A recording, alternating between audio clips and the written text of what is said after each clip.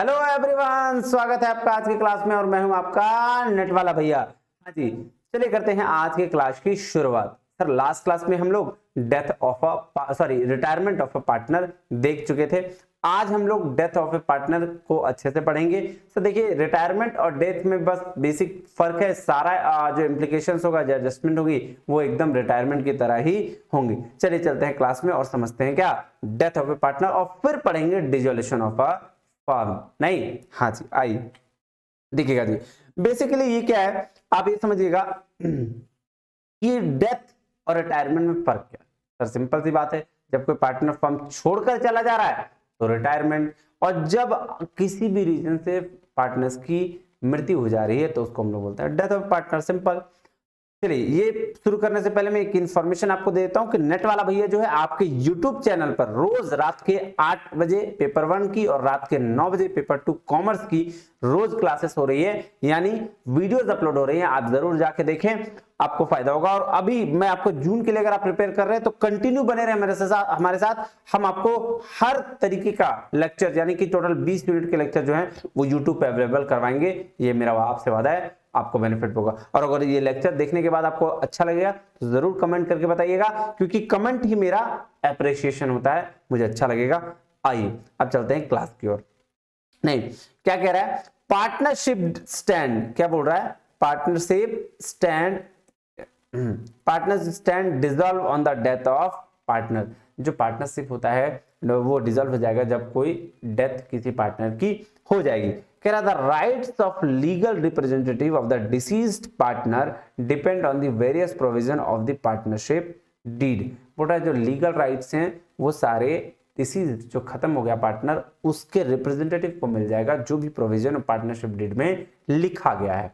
कह रहा the claim of the deceased partner is determined as per the provisions of the partnership deed, which is normally purchased by the surviving partners and they continue to carry on the business as usual। पूरा देखिए, partner का death हो गया तो क्या करेगा, उसके legal representative जो होंगे उसको सारी चीजें का ट्रीटमेंट कर दिया जाएगा। कैसे, आपके जिस हिसाब से पार्टनरशिप डीड में प्रोविजन लिखा गया होगा, ठीक है। और बिजनेस क्या करेगा, कंटिन्यू एज यूजुअल चलता रहेगा। कह रहा the claim of the deceased partner is either paid immediately or transfer to the loan account in the name of his legal representative. ठीक है, बोल रहा है सिंपल सा बात है भाई, सब कुछ खत्म, पार्टनर मेरा चला गया तो पार्टनर के नाम पर जाए तो आप तुरंत कैश इमीडिएटली ट्रांसफर कर दीजिए, या पार्टनर्स के लोन अकाउंट में ये वाला चीज रख दीजिए, लोन अकाउंट में ट्रांसफर कर दीजिए। कह रहा था claim is usually determined on the same basis as that of a retired partner considering his share in the accumulated profits on the firm of goodwill, profit and loss on revaluation assets liabilities and so on।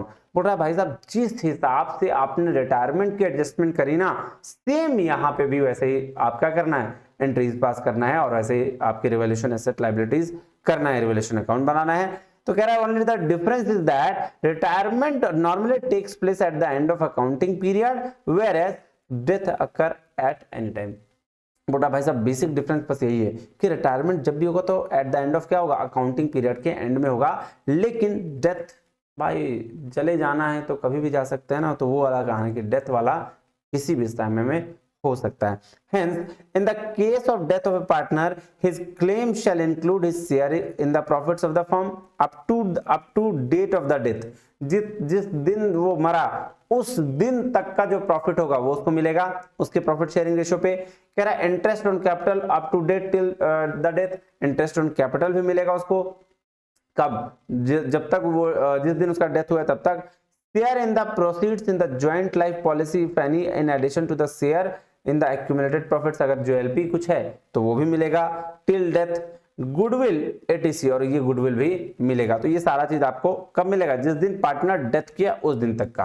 कह रहा section 37 of the partnership act provides that if the amount is not paid immediately, अगर बोल रहा है section 37 में क्या बोला partnership act के, कि अगर अमाउंट तुरंत नहीं पेड किया जा पा रहा है तो executors of the deceased partner would be entitled at their choice to receive interest at a 6% per annum from the date of death to the date of actual payment or share in the profits of the firm earning during that period in the proportion in which the amount due to decreased partner bears to the total capital employed, and this section also applicable in the case of retiring partner। देखिए simple सी बात है, बोल रहा है मान लेते हैं कोई पार्टनर रिटायर कर गया या डेथ हो गया। अब डेथ होने के बाद उसके लीगल रिप्रेजेंटेटिव को पैसा अगर देना है और फर्म के पास पैसा नहीं है, तो वो ये सेक्शन 37 बोल रहा है भाई साहब ठीक है कोई बात नहीं, पैसा मत दो, तुम जितना भी लेट करोगे, जितना कैपिटल निकल के आएगा उसका 6% इंटरेस्ट तुमको देना पड़ेगा। कब से? जब से डेथ हुआ है तब से लेकर और जब तुम एक्चुअल पेमेंट करोगे तब तक। क्लियर है? हाँ जी सर। नेक्स्ट चलें। हाँ जी, अब ये हो गया डेथ खत्म। तो डेथ में बेसिकली कुछ नहीं था, सारा ट्रीटमेंट जो आपने रिटायरमेंट किया था वो सारा ट्रीटमेंट डेथ में करना है। अब आ जाइए किसमें? Dissolution and insolvency of the partnership firm. तो अभी डिसॉल्यूशन करते हैं, इंसॉल्वेंसी हम नेक्स्ट क्लास में करेंगे। आइए, मीनिंग ऑफ डिसॉल्यूशन देखिएगा, ध्यान दीजिएगा। डिसॉल्यूशन का मतलब होता है कि जब डिसकंटिन्यूएंस मतलब कंटिन्यू नहीं रह रहा है, लगातार मतलब छोड़ दे रहा फर्म, ऐसा बोलते हैं उसको डिसकंटिन्यू हो जाना, नहीं हाँ, तो उसको बोलते हैं डिसॉल्यूशन। अब डिसॉल्यूशन दो तरीके का बोटा भाई साहब, डिसॉल्यूशन ऑफ फर्म भी होता है और डिसॉल्यूशन ऑफ पार्टनर्स भी होते हैं। तो जब डिसॉल्यूशन ऑफ पार्टनर्स की बात करें तो पार्टनर का रिलेशन खराब हो, वो तो भाई उससे पार्टनरशिप फर्म इफेक्ट नहीं करता। जैसे 3 पार्टनर थे ए बी सी और सी झगड़ा करके निकल गया, तो क्या ए बी पार्टनर बंद कर देगा दुकान? बोलेगा नहीं नहीं नहीं, ऐसा नहीं होगा, दुकान तो चलता रहेगा भाई, सी की जगह कोई डी आ जाएगा, ठीक है। लेकिन मान लो कि पूरा ए बी सी था, अब उसके पास पैसा ही नहीं बचा, इंसॉल्वेंट हो गया, क्या करेगा? पार्टनरशिप फर्म ही बंद हो जाएगा। नहीं कि भाई साहब कहाँ पार्टनर्स के जब कंगाल है तो पार्टनरशिप फर्म कहां से चलेगा? खत्म। तो दोनों में डिफरेंस है, इसलिए पार्टनरशिप फर्म का डिसॉल्व होना, यहां हम पढ़ेंगे पार्टनरशिप का डिसॉल्व होना कभी डिसॉल्यूशन ऑफ पार्टनरशिप फर्म नहीं कहलाता है। पार्टनरशिप अगर पार्टनरशिप का रिलेशन, जैसे पार्टनर्स का रिलेशन अगर डिसॉल्व हुआ है तो उसमें नया पार्टनर आके या नहीं भी आके बिजनेस कंटिन्यू चलेगा। लेकिन जिस time dissolution of partnership firm की बात करी जाए तो वहां फर्म पूरी तरीके से खत्म हो जाएगा, बिजनेस बंद हो जाएगा और नहीं चलेगा, कोई नया बिजनेस चालू नहीं होगा। आइए एक एक करके डिस्कस करते हैं और पढ़ाई करते हैं। नहीं क्या बोल रहा है? डिसॉल्यूशन मींस डिसकंटिन्यूएंस, ठीक है। कह रहा when it relates to the relationship between partners it is called dissolution of partnership. देखिए जब पार्टनर्स के रिलेशनशिप की बात की जा रही है, जब उससे रिलेट किया जा रहा है, उसको क्या बोले? Dissolution of partnership. कह रहा when it relates to the business of partnership, जब पार्टनरशिप बिजनेस के से रिलेट करता है तो इसको बोलते हैं डिसॉल्यूशन ऑफ द फर्म। क्या बोलते हैं? Dissolution of the firm. कह रहा है according to the partnership act 1932, 1932 partnership act के तहत the dissolution of partnership between all partners of a firm is called dissolution of the firm. समझ रहे हैं कि बोल रहा है dissolution of the partnership between all partners of a firm, सारे पार्टनर्स के फर्म के साथ अगर ये है तो उसको क्या बोलते हैं? Dissolution of the firm. कह रहा therefore the act distinguishes between the dissolution of partnership and dissolution of the firm। पूरा एक्ट अलग कहता है कि डिसॉल्यूशन ऑफ पार्टनरशिप अलग चीज है और डिसॉल्यूशन ऑफ द फर्म बिल्कुल अलग है। कह रहा dissolution of partnership means that the relationship between the partners changes while the firm में continue its business under the same name if the partners so decide. Simple सी बात है, ये कह रहा है कि भाई डिसॉल्यूशन ऑफ पार्टनरशिप का मतलब हुआ कि मान लेते हैं 3 पार्टनर हो, 3 पार्टनर में से एक पार्टनर चला भी गया ना तो उसी बिजनेस नाम के तहत वो फर्म चलता रहेगा, कंटिन्यू करता रहेगा। ऑन द अदर हैंड अलग अलग तरीके से क्या बोल रहा है? दूसरी तरफ से dissolution of firm means the complete closure of the business of the firm, मतलब पूरी तरीके से बिजनेस ऑफ फर्म जो है बंद हो जाना, बिजनेस बंद हो जाना, फर्म बंद हो जाना, उसको हम लोग बोलते हैं dissolution of the firm. Clear है? हाँ जी सर। कह रहा all the assets are disposed of and the liabilities are discharge, सारे एसेट्स को डिस्पोज कर देना होगा, लायबिलिटीज डिस्चार्ज हो जाएंगी। Therefore under the dissolution of firm the partnership automatically dissolve. अब देखो जब फर्म ही नहीं तो पार्टनरशिप कैसा? नहीं, सिंपल सी बात है, बिजनेस खत्म, दोस्ती खत्म। कह रहा on the other hand dissolution of partnership does not necessarily result in the dissolution of firm. हाँ ठीक बात, डिसॉल्यूशन ऑफ पार्टनरशिप का मतलब ये नहीं डिसॉल्यूशन ऑफ फर्म होता है, ये हम लोग को पता है। अब आइए डिसॉल्यूशन ऑफ पार्टनरशिप में क्या क्या होता है वो देखते हैं और डिसॉल्यूशन ऑफ फर्म में क्या क्या चीजें करना पड़ेगा ये देखते हैं। कह रहा है द डिसॉल्यूशन ऑफ पार्टनरशिप, कह रहा है the partnership is deemed to have been dissolved in any of the following circumstances. Partnership का डिसोल्यूशन कैसे होगा ये बताया गया। कह रहा है अगर expiry of the period of partnership हो गया तो डिसॉल्व कर दीजिए पार्टनरशिप को, ठीक है। Completion of the venture of which was, जिसके लिए बिजनेस शुरू किया गया था, वेंचर शुरू किया गया था, अगर वो कंप्लीट हो गया है तो भी आप डिसॉल्व कर दीजिए। ये पार्टनरशिप है, रिलेशंस वाला, पर दो पार्टनर के बीच में क्या क्या चीज हो सकता है इसकी बात कर रहा है इसने। एडमिशन अगर हो रहा है तो पार्टनरशिप को डिसॉल्व कर दिए, करते हैं ना जी, तो उस समय भी तो रिवोल्यूशन अकाउंट बनाते हैं, तभी तो डिसॉल्व होता है। पार्टनर्स के बीच में रिवोल्यूशन, हम ऑल पार्टनर्स रिवोल्यूशन बनाते हैं, रिटायर करने के टाइम में रिवोल्यूशन अकाउंट बनाते हैं ना।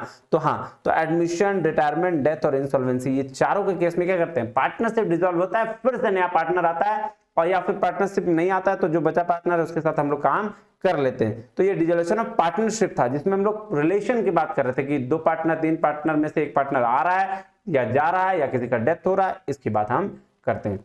अब डिसोल्यूशन ऑफ फर्म की बात पढ़िए, देखिएगा। कह रहा है in addition to the dissolution of the partnership there is also the dissolution of the firm under the following circumstances. कुछ सर्कमस्टांसेस है दिया गया है जिसके तहत क्या डिसोल्यूशन ऑफ फर्म होता है, मतलब बिजनेस बंद कैसे कैसे केस में होगा। But when the all partners agree that the firm be dissolve, अगर सारा पार्टनर ये मान रहे हैं कि फर्म को बंद कर देना है तो बंद कर देना है।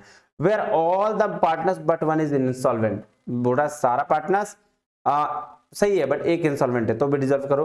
Where the business become unlawful, अगर कोई अनलॉफुल बिजनेस है, मतलब भाई कानून से बाहर जाओगे तो पिटाओगे ही, तो कानून के तहत नहीं है तो उसको हटाओ। कह रहा इन the case of partnership at will when partners give notice of dissolution, जब पार्टनरशिप एट विल में जब पार्टनर्स नोटिस ऑफ डिसोल्यूशन देता है तो when a competent court orders dissolution, जब कोर्ट ऑर्डर दे रहा है कि भाई डिसोल्यूशन कर लो तो भी, तो भाई कानून से बढ़कर क्या नहीं। ये देखिए ये तो बेसिक चीज थी। अब डिसोल्यूशन ऑफ फर्म के मोड्स हम पढ़ेंगे कि भाई किस किस तरीके से हम फर्म को डिसॉल्व कर सकते हैं। ये बेसिक थोड़ी थोड़ी चर्चा हमने बोलता है ना शुरुआत वाला लड्डू खिला दिया। अब हम लोग और डिस्कशन में करेंगे जो लॉ में लिखा गया आई सेक्शन के तहत क्या कह रहा है, मोड्स ऑफ डिसोल्यूशन, किस किस तरीके से हम डिसोल्यूशन कर सकते हैं या डिसकंटिन्यू कर सकते हैं बिजनेस को। कह रहा there are essentially two modes of dissolution of the firm and in the whole of this unit dissolution of the firm shall be discussed. The mode of dissolution of the firm are, दो तरीके से किया जा सकता है। एक क्या, dissolution without the order of the court, एक तो कोर्ट ऑर्डर ना दे उसके बिना भी डिसोल्यूशन हो सकता है। दूसरा dissolution by the order of the court, दो तरीके का रास्ता, एक कोर्ट ऑर्डर दे दे एक कोर्ट ऑर्डर ना दे। तो आइए पहला पढ़ते हैं डिसोल्यूशन विदाउट वाला कोर्ट, नहीं कह रहा dissolution without the order of the court, क्या क्या केस बन सकता है जिसकी वजह से क्या हो सकता है डिसोल्यूशन हो सकता है। कह रहा firm is dissolve without the order of the court in any one of the following ways, इन सारे जो नीचे वेज दिए गए उनमें से जो कुछ है क्या तरीके जिसकी वजह से फर्म क्या डिसॉल्व हो सकता है। पहला क्या, पहला है डिसोल्यूशन बाय एग्रीमेंट। एग्रीमेंट अगर बोला गया है तो एग्रीमेंट के तहत सेक्शन 40 कहता है कि भाई डिसोल्यूशन बाय एग्रीमेंट भी हो सकता है। कह रहा है फर्म में भी dissolve with the consent of all the partners, अगर सब पार्टनर चाह रहे हैं कि भाई डिसॉल्व कर लो, बहुत लड़ाई झगड़ा हो रहा है तो डिसॉल्व हो जाएगा। कह रहा है in accordance with the contract between partners, अगर कोई कॉन्ट्रैक्ट कर लिया कि इतने ही साल तक के लिए फर्म था, इतने ही साल के काम करना है तो डिसॉल्व करना है तो कर लो डिसॉल्व। अब कंपल्सरी डिसोल्यूशन का, ये तो एग्रीमेंट के थ्रू हो गया कि तो हमने एग्रीमेंट किया था कि भाई एक तो सारी सहमति जब भी दे देंगे तब डिसॉल्व हो जाएगा, और दूसरा एक लिमिटेड टाइम के लिए था तो उस लिमिटेड टाइम के लिए अगर हमने कर लिया तो वहां भी क्या हो डिसॉल्व हो गया। अब आज कंपल्सरी डिसोल्यूशन कब हो जाता है, जब एकदम फर्म को कंपल्सरी डिसॉल्व करना कंपल्सरी हो जाए। कैसे, सेक्शन 41 कह रहा है, क्या कह रहा है, अ firm is compulsorily dissolve under the following circumstances. क्या क्या सर्कमस्टांसेस है आइए देखते हैं। पहला कह रहा when all partners or all the partners but one are adjudicated insolvent, बोल रहा है देखिए सारा पार्टनर या कोई एक पार्टनर अगर इंसॉल्वेंट कंगाल हो गया तो उसको क्या करना है डिसॉल्व कर देना है। The reason is simple that an insolvent person ceases to be a partner and there can not be a partner without at least two persons. क्या बोल रहा है, मतलब ऑल या the reason is simple that कि इंसॉल्वेंट पार्टनर जो है वो पार्टनर नहीं हो सकता, ठीक है, पार्टनरशिप फर्म में। इसी वजह से क्या ये सिंपल सा आपको कंपल्सरी डिसोल्यूशन कर देना है जब कोई पार्टनर्स इंसॉल्वेंट हो गया, ठीक है। अब सेकंड ऑप्शन क्या बोल रहा है देखिएगा, ध्यान दीजिएगा। कह रहा है one party is adjudicated insolvent unless there is a contract to the contrary, बोल रहा है one of the partners insolvent है, there is a contract to the contrary है तब। तीसरा क्या बोल रहा है, बोल रहा है when the business become unlawful on the happening of some event, अगर कोई बिजनेस अनलॉफुल हो रहा है तो भी आप काम ये कर दीजिएगा। तो पहला कम था एग्रीमेंट के थ्रू, दूसरा था कंपलसरी। ये तीनों जब हो तो कंपलसरी डिसोल्यूशन आपको करना पड़ेगा। थर्ड नंबर, अब थर्ड नंबर इसी में ये कह रहा है dissolution on happening of certain contingency these are as follows. कुछ कंटिजेंसी अगर हो जाती है, कुछ जैसे सर्टेन चीजें हो जाती है तो भी, जैसे the expiry of the term which was from disconstituted. अब देखिए फर्म का एक्सपायरी का डेट आ गया तो भी आपको क्या करना है, तो भी आपको डिसोल्यूशन कर लेना है। क्या the completion of the adventure, अगर कोई एडवेंचर है, कोई वेंचर आपने शुरू किया था इतने टाइम के लिए था, वो कंप्लीट हो गया तो भी आपको क्या करना है, डिसॉल्व कर लेना है। डेथ हो गया पार्टनर का तो भी डिसॉल्व कर लेना है। The adjudication of partner instalment already discuss under 2। अच्छा वो तो ये इंस्टॉलमेंट वाला तो ऑलरेडी डिस्कशन हो चुका है। अब जाइए 4 नंबर का dissolution by notice in the case of partnership at will. अगर कोई पार्टनरशिप एट विल अपनी इच्छा से कोई नोटिस दिया है डिसोल्यूशन का तो भी डिसॉल्व कर लेना। तो ये क्या था, बिना कोर्ट के ऑर्डर के ये सारे टर्म एंड कंडीशन में आपको डिसोल्यूशन कर लेना है। अब आ जाइए डिसोल्यूशन बाय कोर्ट। भाई साहब आप कानून ऑर्डर दे रहा है तो किसी का बाबूजी का भी पावर नहीं कि वो मना कर सके। तो आइए डिसोल्यूशन बाय कोर्ट क्या बोल रहा है, under section 44 the court can order dissolution of the firm on the following grounds. क्या दे रहा है कोर्ट, बोल रहा when a partners become unsound mind, जब कोई पार्टनर अनसाउंड माइंड हो जाए, यानी कि सुनने ना लगे, मतलब मेंटली ठीक ना हो, या वो बोलता है ना कि थोड़ा कम सुनाई देता हो, ये सारा चीज, या दिमाग से ये हो गया हो, तो वो कह रहा मैंने partner permanently incapacitated to perform his duty. अगर कोई पार्टनर परमानेंटली कैपेसिटी में नहीं है कि वो परफॉर्म कर पाए, मान लो किसी तरह का कोई प्रॉब्लम हो जाए उसको और वो बिजनेस नहीं कर पाए, तो उस केस में आपको क्या करना है, कोर्ट बोल रहा है भाई साहब कर लो डिसॉल्व। क्या रहा, when the partner is guilty of misconduct, जब partner guilty of misconduct feel करे तो भी क्या करना है, डिसॉल्व कर लेना है। उसके बाद when partner persistently commit breach of the partnership agreement, अगर कोई पार्टनर कमिटमेंट को तोड़ रहा है, पार्टनरशिप एग्रीमेंट को, तो भी आपको क्या करना है, डिसॉल्व कर लेना है। कह रहा when a partner has transferred the whole of his interest in the firm, the partner क्या किया, सारा इंटरेस्ट आपका firm, partner transfer the whole of his interest in the firm, अगर सारा इंटरेस्ट ये कर लिया है तो आपको डिसोल्यूशन कर लेना है।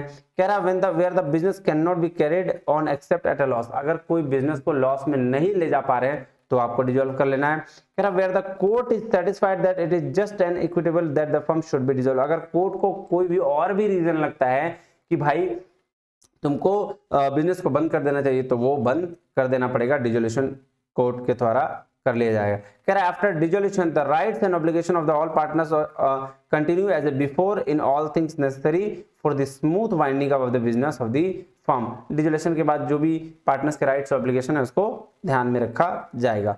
चलिए जी अब चलें, अब देखिएगा सेटलमेंट ऑफ अकाउंट की, अकाउंट का सेटलमेंट कैसे कैसे करेंगे उसकी चर्चा की गई है।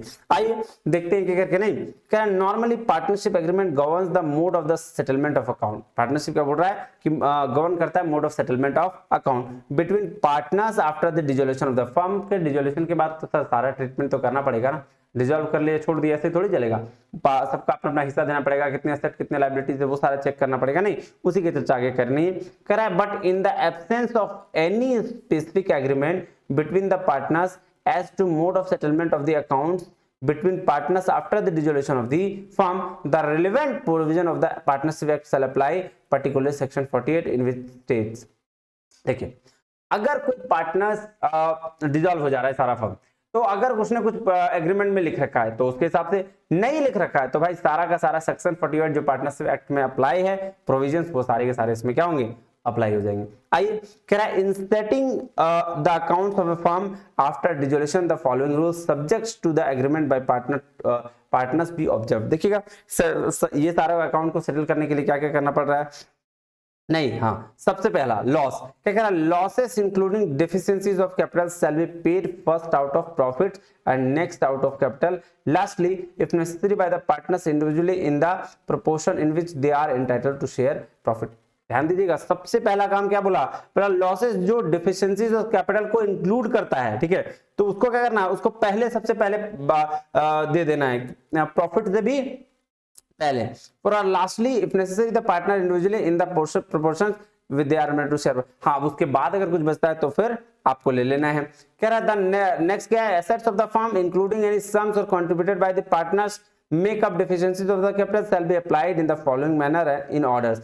अगर कोई एसेट है ठीक है, फर्म का asset of the firm including any sums, अगर किसी ने कुछ कंट्रीब्यूट किया है तो आगे उसका ट्रीटमेंट दिया गया है। देखिए कैसे क्या क्या होता है। सबसे पहले बोला in paying debts of the firm to the third party, अगर किसी ने फर्म को एसेट दिया तो वो उसके लिए क्या हो गया, डेट हो गया, तो सबसे पहले उसको पेड किया जाएगा थर्ड पार्टी को। कह रहा है in paying to each partner relatively what is due to him from the firm advances is distinguished from capital.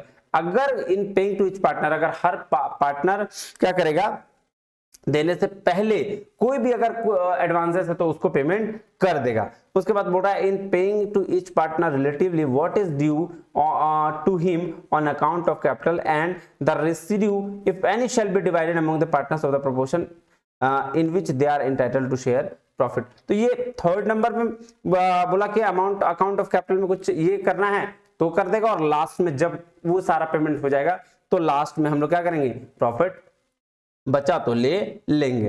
अब प्राइवेट डेट ऑफ पार्टनर्स, इसका क्या कहानी है, कह रहा debt of the creditors of the firm third party liabilities should be paid out of the asset of the firm. Firm के asset से ये डेट क्या होगा, पे किया जाएगा। If there any surplus it will be divided among the partners as per their claims and which can be utilised for paying the private liabilities of the partners. अब देखिए अगर कोई सरप्लस है तो क्या किया जाएगा, डिवाइड कर दिया जाएगा, नहीं पार्टनर्स के बीच में, और कोई और फिर उसको किस में बांट दिया जाएगा, पार्टनर्स की पर्सनल अगर कोई लायबिलिटीज है तो उसमें बांट उसको पेड किया जाएगा। कह रहा similarly the private creditors of the partner should be first paid out of the private asset of the partners if there any surplus it can be utilised for paying off the partnership. तो मिला जुलाकर अगर बात किया जाए कि भाई जो पहले लायबिलिटीज हैं हम उसको पे करेंगे, ठीक है, और लायबिलिटीज के बाद अगर प्रॉफिट बचता है फिर उसको हम रख लेंगे, और प्रॉफिट तो पार्टनर बांट दिया, और किसी पार्टनर का की वजह का और डेट है फिर उस प्रॉफिट से उस पार्टनर के डेट को भी पे करेंगे। तो मिला जुला के डिसोल्यूशन का ये काम होता है कि आप समझ लीजिए बेसिकली क्या कि डिसोल्यूशन मतलब डिसकंटिन्यूस, जब बिजनेस बंद हो रहा है तो जितनी लायबिलिटीज हैं भैया उसको पहले पे कर दीजिए, उसके बाद कोई प्रॉफिट बचता है तो रखिए, और एसेट जो भी है अपना उसको भी रखिए, उसको भी आपको पेमेंट करना होगा लायबिलिटीज के बाद, यानी जैसे लायबिलिटीज ज्यादा है तो आप अपने एसेट से भी आपको पेड करना पड़ेगा। तो ये था जी क्या डिसोल्यूशन। देखिए इसमें सबसे ज्यादा इंपॉर्टेंट ये टर्मिनोलॉजी ये नहीं है, ये सेटलमेंट ऑफ अकाउंट नहीं है, इसमें सबसे ज्यादा इंपॉर्टेंट है आपका मोड्स ऑफ डिसोल्यूशन। इसको ध्यान रखिएगा, इससे क्वेश्चन पूछा जाता है, बहुत ज्यादा इंपॉर्टेंट है ये। नहीं, हाँ जी सर, तो मोड्स ऑफ डिसोल्यूशन से बहुत क्वेश्चन पूछे जाएंगे, पूछे गए हैं और पूछे जाते भी हैं। नेक्स्ट क्लास में हम लोग पढ़ेंगे जी क्या, इंसॉल्वेंसी ऑफ पार्टनर, जिसमें हम लोग गार्नर वर्सेस मरे का नियम पढ़ेंगे। नहीं, हाँ जी, मिलते हैं अगले क्लास में, तब तक के लिए बहुत बहुत धन्यवाद। Thank you very much. जय हिंद।